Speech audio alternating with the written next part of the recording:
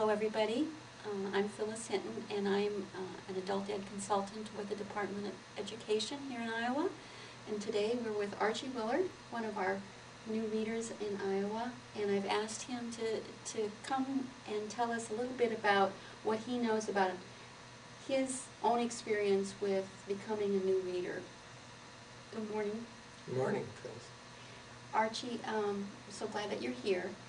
I was just wondering if you would share with our audience what it was like for you as a child as you were learning to read. Well, as a young child, I want to go back a little bit, just before I started school, and I had two older sisters, and we had a dog, and we had a backyard where all of us kids played, and back then, I was just part of everything. I could count to 100 before I started school. I could say a whole bunch of nursery rhymes and say all the letters of the alphabet, and it was generally expected that I was going to do fine in school. And when I started school, I started in kindergarten, and back then we colored and we played games and sang, and I was right in the middle of everything. But when we started first grade and we had our first reading class, all of a sudden I couldn't put these words together. I knew the sounds of the alphabet, but I just couldn't blend them together and make them come out as a word like the rest of the kids. And I just felt bad and that I couldn't do this. And I can remember I used to kind of slunk down in my seat so hopefully the teacher wouldn't call on me. And later on, eventually I was moved to the back of the room, and I was just really kind of ignored, and that was a hard thing because kids started to notice that, and school wasn't a lot of fun then.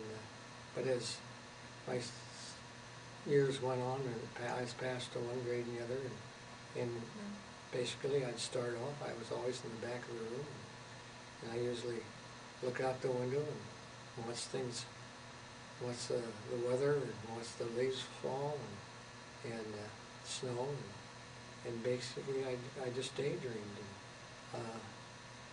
But later on, as I got older, in a physical education class, the instructor had us run races, and I won all the races, and so they realized I could run real fast, and so they got excited and they said, you need to get involved in sports.